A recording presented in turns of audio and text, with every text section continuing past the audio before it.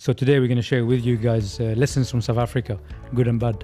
Our objective is to find these undiscovered gems. We got a lot of doubts and a lot of questions from the players. What was the questions and why? Is it a scam? Is it a scam? Is it a scam? It's out there. And until they saw us and saw the video of Leo. But we came, it wasn't a scam. What was the plan and the structure of the trials, how it went? The demand grew and grew. You know, ideally we go and do a 2-day event. We ended up having to do 4 days in South Africa because people flew in for this. But it really breaks my heart to see that this huge demand just for a chance. What was your first impressions when the players started coming, they started training, when the trial have officially started on day 1 in the morning? The attitude of the guys, you know, they were all determined, they're all excited. There's a real positive vibe that I want to have a chance. What was lacking the most? You know, a player has to tick the 4 corners for us to sign him. The first thing is obviously physical. And as you say, I mean, there's overweight, and of course we're not going to be fattest. Underweight is worse. Yeah. You know, because the guys that are overweight can work on that. There's so many of the guys that arrived were physically underdeveloped. Football is played in the brain. We understand that. But you need the body to allow your brain to play.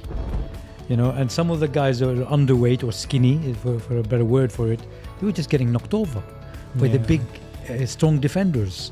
Me personally, I signed personality and character. I did a little bit of a trick and said, who wants to be captain? Yeah. And you can see in each group, only one guy put his hand up. So yes, character, personality. And we told them, you know, we watch who picks up the bibs. We watch who complains, me and you. I said, how can you expect to be signed as a professional when you're literally shitting at everybody around you? What you've got to do is, you got to tick the boxes, have one stronger than the other.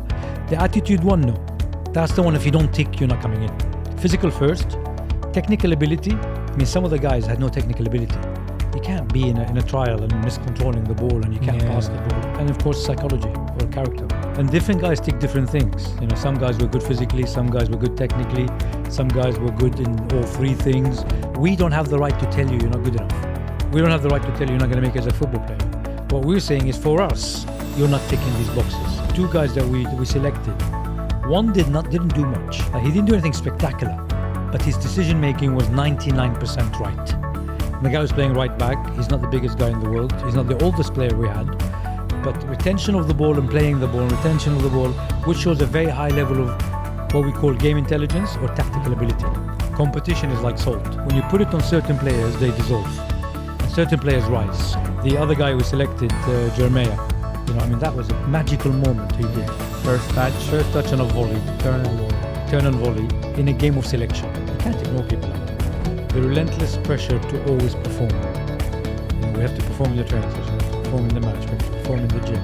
And that's a mentality. Yeah, I mean, the demand is crazy. I mean, and the requests keep coming in. So yeah, we'll head to South Africa, Cape Town, Port Elizabeth, Durban, Joburg again, to see some of these guys that did make it this time.